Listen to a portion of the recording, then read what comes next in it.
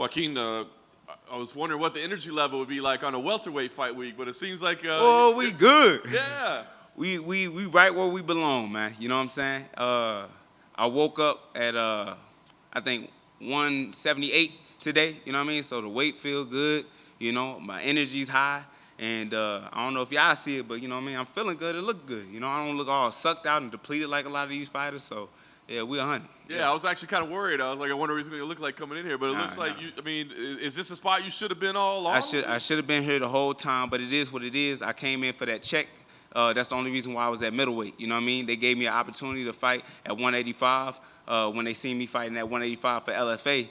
And, you know, that's why I stayed there. And me getting those knockouts at 185, I felt good there because a lot of people don't realize I didn't cut any weight to get to middleweight, you know? So I walked around 185, 183, you know? And I was just able to walk into that cage and just be me. But now I actually have to, I wouldn't say sacrifice, but actually be disciplined on what I eat with my nutrition. But it's better for me, you know what I mean?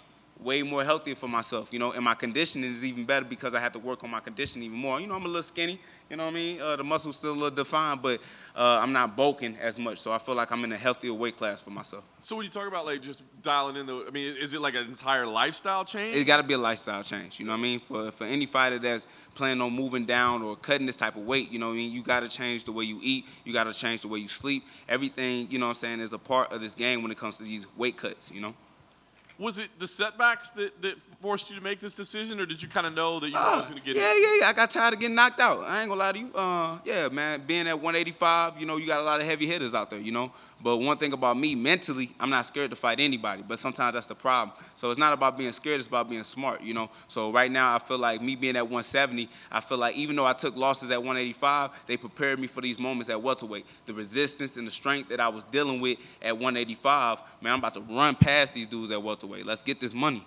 That seems like a very mature approach. Do you feel like you matured a little bit? Like you want to fight the biggest, baddest dude out there, but you realize, the guys that are my size. You know, I just turned 29, so I guess you could say that. But, you know, it's just common sense, you know what I mean? So if I keep allowing myself to go out there at 185, yeah, I might succeed, have a couple victories, but I just got to look at the data. I lose too, you know what I mean? So I just look at that data like, hey, I'm not trying to be a 50-50 fighter. You know, I want to be, you know, undefeated this year, you know what I mean? Not take no losses and make my way up to that welterweight belt. The lifestyle change hasn't forced you to change your approach to social media, right? You're still No. Social media is the most important part. You already know that, you know. And I feel like, you know, my biggest thing I learned from you guys, you know, is constant work every day, man. Being able to put yourself out there or promote other people and stuff like that. So right now my mind has changed and has been shifted, not as just a fighter, but as a businessman when it comes to my platform. Were you always like growing up and stuff? Were you always like, do you enjoy entertaining people or whatever? Because it's a good feed, man. You know? Yeah, I don't want to say entertaining people, man. It's just my personality, you know. So you know, I feel like some people love it, some people hate it, but either way, I'm just being me, you know. So yeah. Nice. All right. Well, we got to focus on the fight right now. Matchup that you got here at Dangerous Guy as well. I mean, what did you think about this fight when they put it together? I think the UFC want me to catch a good body, you know. So this is a good matchup for me, though. You know, this guy is gonna come in there and try to bang. You know, he's gonna give me everything that I'm looking for, and it's gonna be exciting, you know, for me, you know. And I just feel like, you know, this is the time to show up and show out because of the fight cards, you know. And no disrespect to any other fight on there, but just for me, I just feel like ain't nobody finna do it like I do it, you know. So I feel like this is one of the fights that I need to go ahead and show out for the UFC. Nice. Last thing for me, you pick up a big win here. What's the goal? I mean, you were super busy last year. Didn't necessarily get all wins, but you were very busy. You've had some time in between fights. Like, what's the goal here? Shit, back to getting busy. you know, because Andre Fiallo, he has his emotional support dog, whatever. Hey, I know it's Mental Health Month, you know, but what my therapy is that cage, you know, and I love stepping into that cage because I get to freely express myself, you know what I mean, without looking crazy, you know. So I feel like as more I'm consistent in the cage, the better I get every single time, you know. So I'm definitely trying to get back busy. Yeah. Yes, sir. Have you seen much tape on your opponent? What are your thoughts on his striking? He got power. You know what I mean? Everybody got power until that second round and third round show up. But, you know, that's it. You know, I just can't allow this kid to touch me, you know what I'm saying, in the beginning of the rounds because all his finishes come by the first, you know. So that's it. And since you're dropping down a little bit, do you feel like your stamina and your cardio is going to be able to go a little bit further with that power now that you've dropped down a bit? Man, I'm vicious right now, bro. I don't know. I shouldn't even give out my little technique, man, but we've been doing something a little different. So the way that we've been training in the sauna, and I've been doing 5-minute rounds in the sauna for 3 rounds. You know what I mean? Yeah, which is just a minute break and hopping right back in that thing. But the power didn't go away. The whole time I kept the power. You know what I mean? So, yeah. We about to have a good time in this fight. Yeah. And trading partners never trade punches. What are your trading partners saying about you? The move down. What are their thoughts on how well you're performing? And you said trading punches. Your training partners. Training partners. Okay. What about them again? I'm sorry. Well, because the training partners, they won't pull any punches. They'll tell you what they're really thinking about you. Now that you've made this move, the guys that you're going and training with. Yeah. What are they saying about the difference? Well, they like to move for me. You know what I mean? And I wouldn't even say my training partners back in Michigan, but here at Extreme Couture, they keep it 100. And they keep it real. Sean Strickland, Chris Curtis, you know what I mean?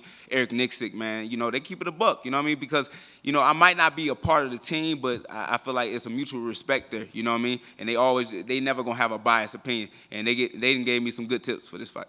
Yeah. Who are some of your favorite training partners over there at Extreme? Oh, man, Chris and Sean, for sure.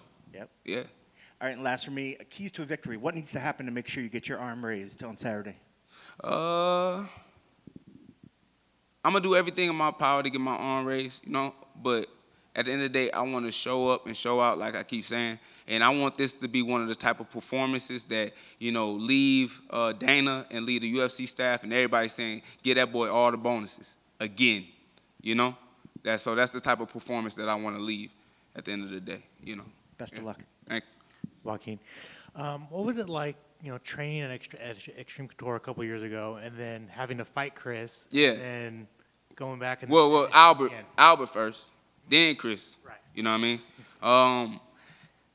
I guess we can go back on that maturity thing, So when I went to go train with them at first, everything was love and everything of that nature.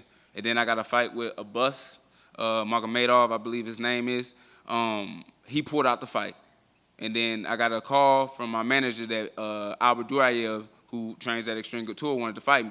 So at first I thought it was like, man, come on, bro. Like, I just went over there. I went to go train with y'all. Why you want to fight me for? And all this other stuff, you know what I mean? And, y'all know how that fight happened. But then I was like, all right, let's make it personal now. Let me hunt down Chris Curtis type stuff, right? And he did what he did to me, you know what I mean?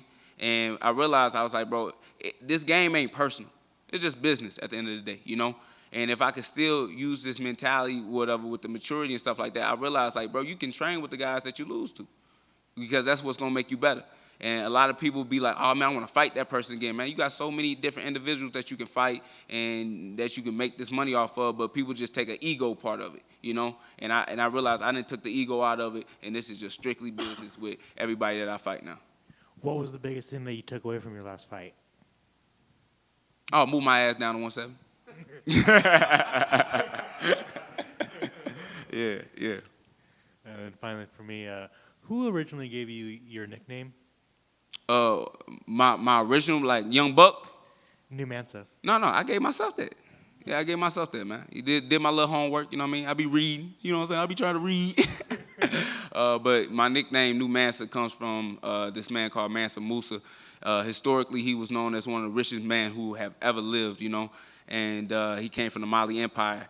And, I just thought for myself, I think of myself as a king. I think of myself as, somebody that's a leader and somebody that is always willing to explore, new adventures and stuff like that. Because he's one of the people that as well did that with all the money that he had, and he searched for the new worlds. And like I said, I'm really not about to tap into too much, but I feel like, America was discovered by certain people of a certain continent, way before Christopher Columbus, but that's a whole nother different conversation. But yeah, I got that name from Mansa Musa.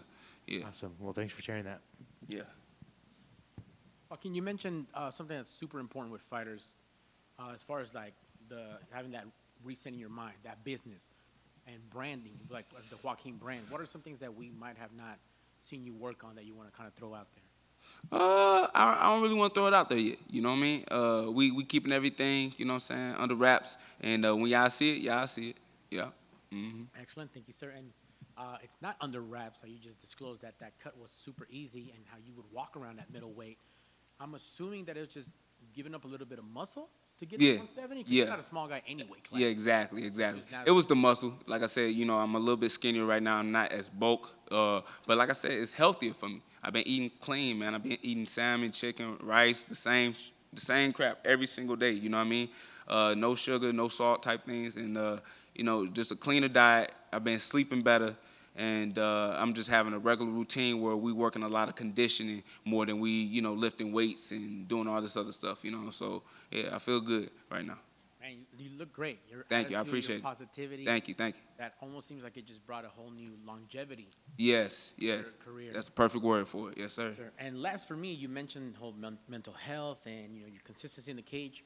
Some people would look at this as chaos, but Yeah. this cage is your therapy. Yeah. Yeah. I mean, I really grew up in chaos. You know what I mean? I didn't seen the trenches. You know what I mean? So for this, being in the cage and doing what I'm doing, you know what I mean? It's a safe environment. We got a referee in there. If anything was to go bad, he would stop the fight immediately. So I feel like this is just a place where, like I said, I can freely express myself to my fullest potential.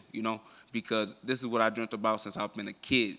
Like, that's no cap, you know what I mean? So I say this is the 30th anniversary, I'm 29. That's all I've been thinking about is becoming a UFC fighter, So now that I'm here and I'm doing what I'm doing, I don't want to miss out on the opportunity to show the world exactly what I'm capable of and what my true potential is. You understand? And for real, with those losses that I had back to back, I really feel like me and Andre, we do got to show out, And ain't nothing promised in this game, but I really feel like with us having those 2 losses, we fighting for a contract. That's just my personal opinion. That's my mentality, and that's how I'm walking to that cage. I'm fighting for my job, and I'm going to beat your ass for that job. Yeah. I cannot wait to see it. Thank you. New Mansa, new weight class. Thank you. Good luck Saturday. Hey, that's 100. Hey, thank y'all, man. I appreciate you.